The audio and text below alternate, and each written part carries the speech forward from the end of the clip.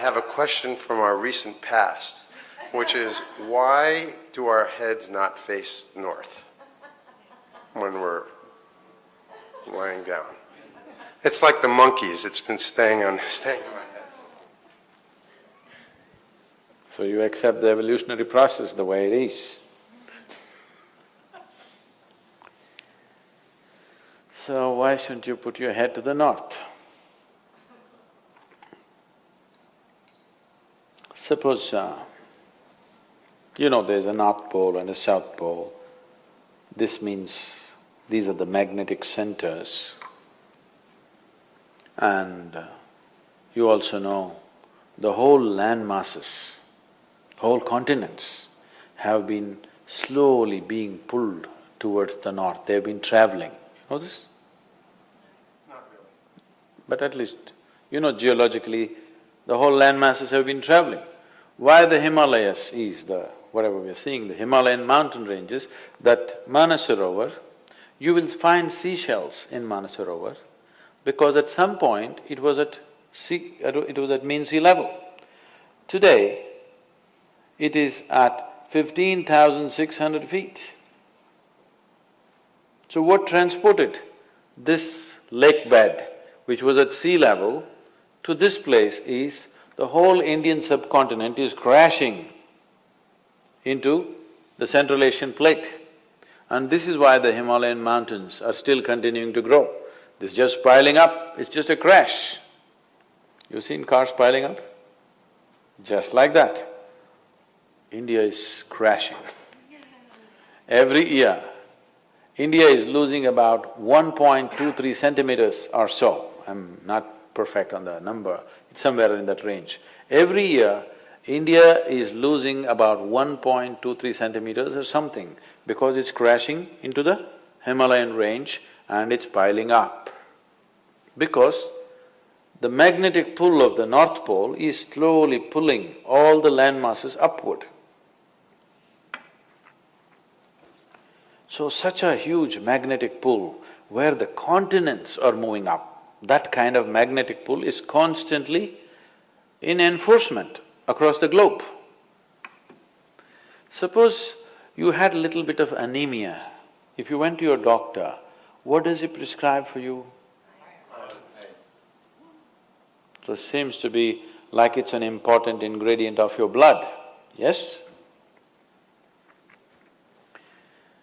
So if iron is floating around in your blood, and if I put a very powerful magnet to the top of your head, it is possible that slowly blood may start moving in that direction, isn't it? Let's say if it's a very, very powerful magnet, it may start slowly pulling it up because there is elements of iron in the blood. Your body is designed like this, that your heart, which is the pumping station of the circulatory system, is 3/4 of the way up, not halfway down, because it is difficult to pump against gravity, easier to pump towards gravity, so it's placed here.